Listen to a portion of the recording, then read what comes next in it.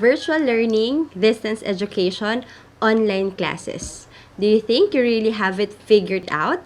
Or do you still have misconceptions about distance learning? Let's find out more in this video.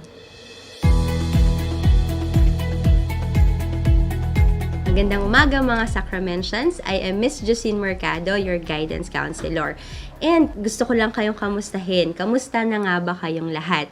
So I would also like to congratulate you for accomplishing and completing the first quarter of the school year 2020-2021. Diba? Napakadaming challenges ng taon na to. But however, it's a very good accomplishment for everybody na natapos din natin, na ilaban nyo ang first quarter ng school year na ito. And also, I would like to congratulate not just the students, but of course, also to all your parents and to all your faculty members and all the school administrators and employees of BSCS who gave their best in ensuring that quality education will still be delivered to all the students. So, congratulations at maraming salamat sa buong community ng BSCS.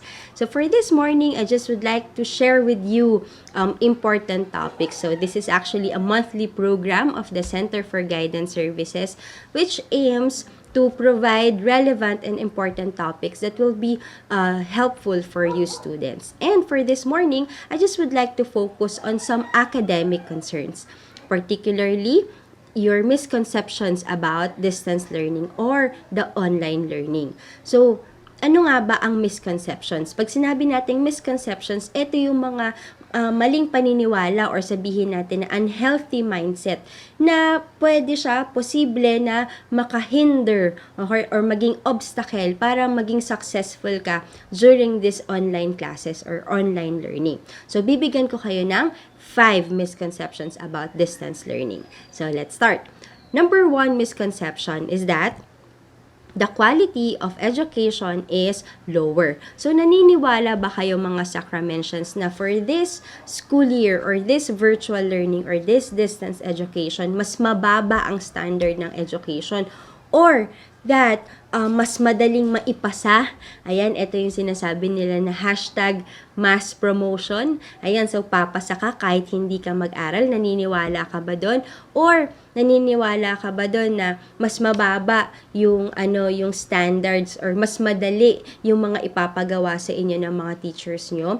I think not, 'di ba? So sa first quarter pa lang siguro na experience niyo na yung kung paano magturo in an online environment, and I know that it is as challenging, 'di ba, as face-to-face learning. So, the truth is, my dear Sacramentians, your curriculum is still the same. You still have the same learning objectives, you still have the same curriculum and standards set by the Department of Education, and BSCS is still following that. So, walang nabago sa ating learning content. Ano lang ang naiba? Naiba lang yung delivery of the lesson. So, dati, face-to-face interaction inside the classroom, nag-aaral kayo, natututo kayo. However, right now, because of the pandemic, kailangan nating magstay inside our homes, but we still have to continue our education. So, gumagawa talaga ng paraan ang ating mga eskwelahan para mapagpatuloy ang inyong pag-aaral. And so, my dear Sacramentians, please be reminded that your teachers are working just as hard as before. 'Di ba? Sabi ko nga sa inyo, 'di ba, laging pinapaalala na we are all adjusting.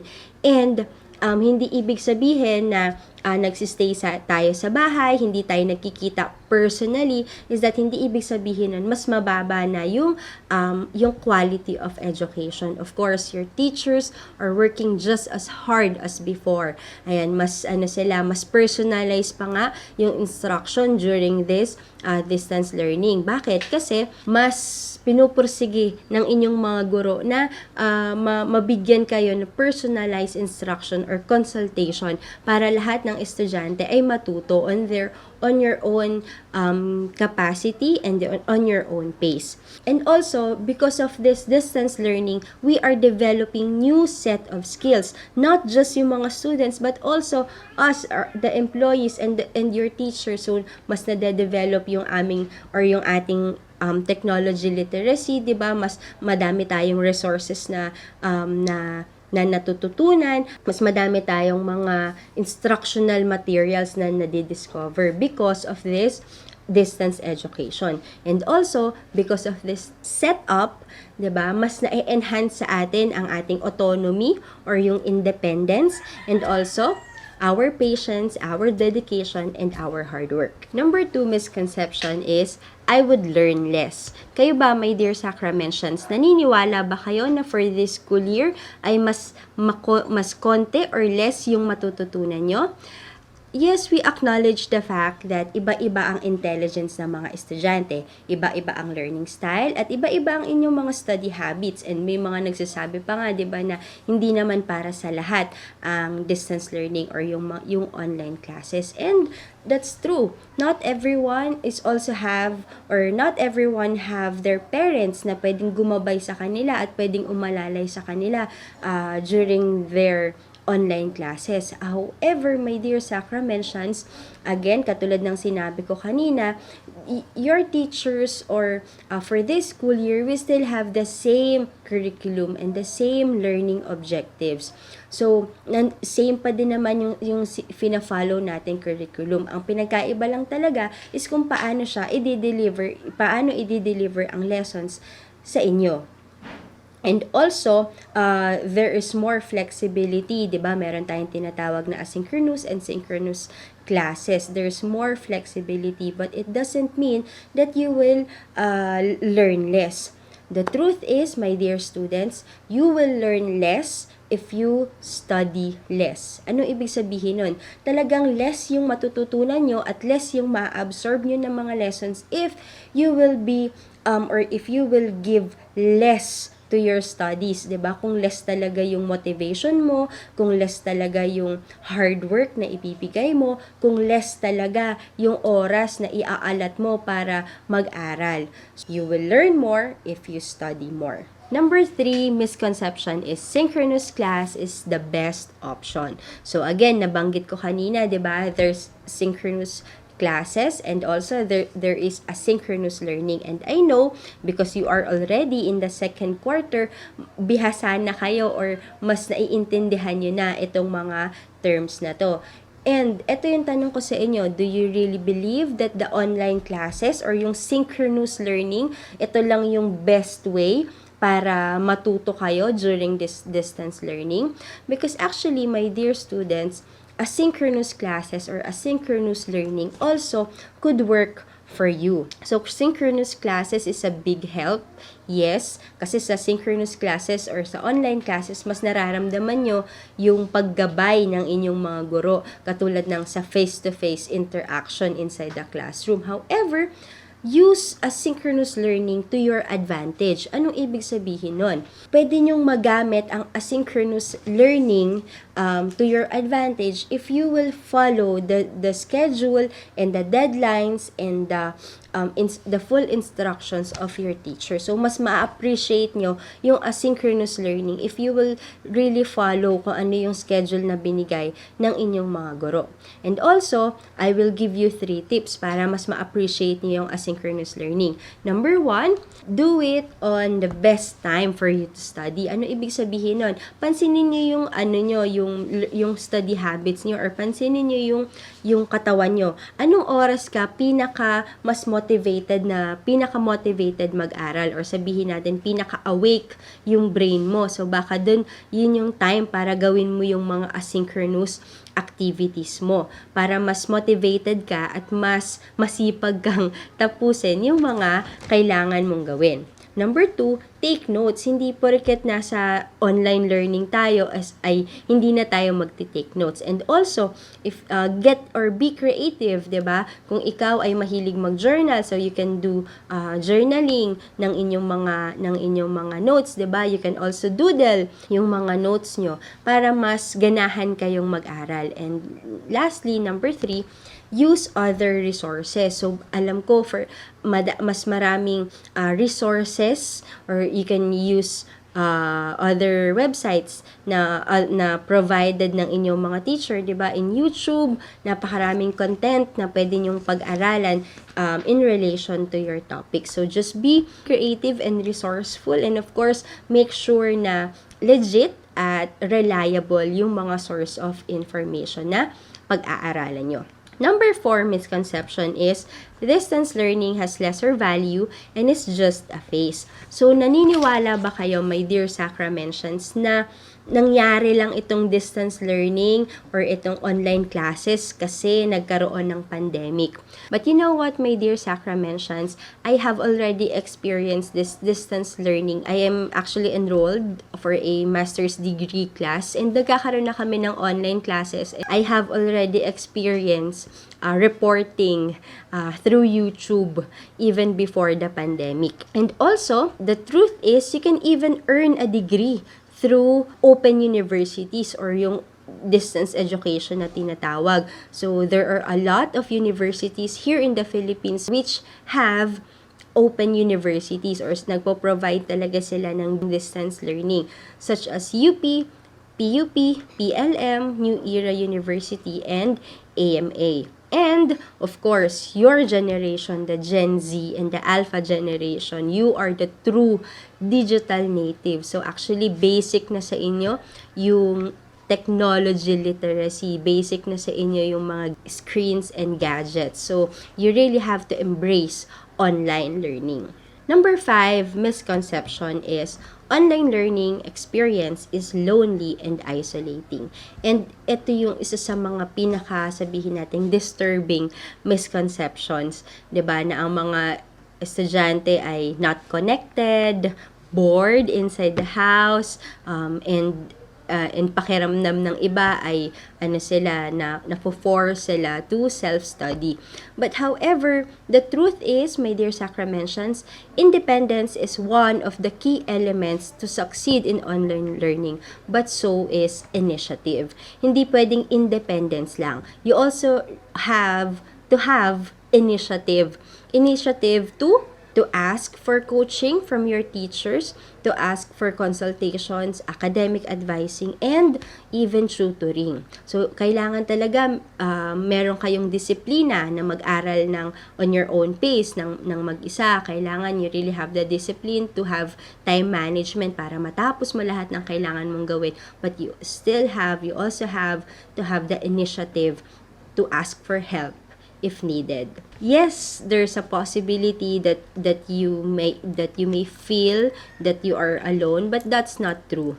Mas actually, for this distance learning, mas personalized pa nga ang instruction ng inyong mga teachers, because ang inyong mga teachers, they are all ready to lend a helping hand. I-message nyo lang po sila. And meron dyan talaga, I know, all the teachers of BSCS, they would go beyond para lang kamustahin kayo, isa-isahin na para malaman ano yung mga difficulties nyo. And they are all ready and willing to help you and to listen to your difficulties. So actually, this online learning, diba, sinasabi na this is the new normal. But for me personally, hindi lang siya dapat tawagin nating new normal. What we must strive for is to have a better normal. So, tanggapin na natin, we really have to accept that technology literacy, this online classes, this distance education is already part of our lives, 'di ba? Talagang one of the 21st century skills ay technology literacy. So, we really have to embrace this one. And in order to succeed, we really have to have the right mindset. So, ano nga ba yung kailangan nating pahalagahan? What do we have to value in order to succeed during this online learning? We have to know to prioritize time management. We should have the ability to stay motivated. We should know when to ask for help. We should be confident in our abilities as students. And of course, we have to have basic technology skills. So, this is a special bonus because this is the first video ever na ginawa ko for this program. I just would like to share with you. In 2018, I took the board exams for to become a registered psychometrician. And I became one of the top-notchers. So, when we say top-notchers, kasama ako sa mga tao who gathered the 10 highest scores in the board exam. And of course, that's a very big accomplishment. Kasi hindi lang siya Metro Manila or hindi lang siya Luzon, but for the sa buong bansa yung ranking. And of course, I'm very very grateful for that experience. And so I would like to share with you yung tatlong sikreto ko bakit ko nakamit yung ganong accomplishment. This, my dear students, and will be the first time that I'm going to share this, and I'm hoping that it can also help you in your own academic journey. Because ako din, nung high school ako and nung college ako, ay hindi naman ako nakagraduate ng my honors. But I think with the right mindset, naabot ko yung ganung accomplishment. So this is my first secret. I got creative in studying. So when I was studying for the board exam, I was a guidance counselor in BSCS, and also meron akong 1-year-old baby na inaalagaan. So, my schedule was full. And talagang andun yung pagod, andun yung hirap, nandun yung puyat. So, nandun talaga yung difficulty to focus on studying. So, anong ginawa ko? I got creative in studying. So, hindi lang ako nag-rely sa books, hindi lang ako nag-rely sa sa lectures and discussion. Nanood ako ng mga videos sa YouTube, nag-research ako ng mga PDF files, ng mga journals, and binabasa ko yon during my free time, binabasa ko yon habang nagko-commute ako, papasok sa work. So, I really have to be creative and resourceful, and I really have to manage my time. Second secret is, I know my study style, and I listen to my body. So, during this time, when I was studying for the board exam, yun talaga yung una kong prioritize. Kailangan kilala ko yung sarili ko, kailangan meron akong study habits, and kailangan alagaan ko yung sarili ko. Because I really believe na kung hindi ko aalagaan yung sarili ko, is hindi ko rin maipapasa yung exam. Ako kasi, mas alive or mas gising ako in the morning. So, maaga ako matulog. 8 o'clock, 9 o'clock, matutulog na ako noon. Tapos gigising na lang ako ng 2 in the morning para mag-review at para dun mag-aral, dun magbasa. Tapos dire-diretso na yon. Mag-aaral ako 2 hanggang 5, and then 5 a.m. I will prepare to go to work, and then mag-work na ako. So, ganun yung naging routine ko. And I stick to that routine because I know myself, kilala ko yung sarili ko na yun nga, mas nagiging productive ako pag sa umaga ako nag-aaral. And during this time, I also motivated myself sa mga maliliit na bagay. So, bumibili ako ng mga small rewards for myself. So, for example, mga ball pens, highlighters in my favorite colors, ganyan, para mas maging motivated ako sa pag-aaral. And you can also do that to inspire you or to make you more motivated. Number 3, and I think this is the most important of all, I have a vision and I believe in this vision. So, bago ako nag-exam noon, alam ko na kung ano yung gusto kong mangyari. Gusto kong pumasa sa board exam.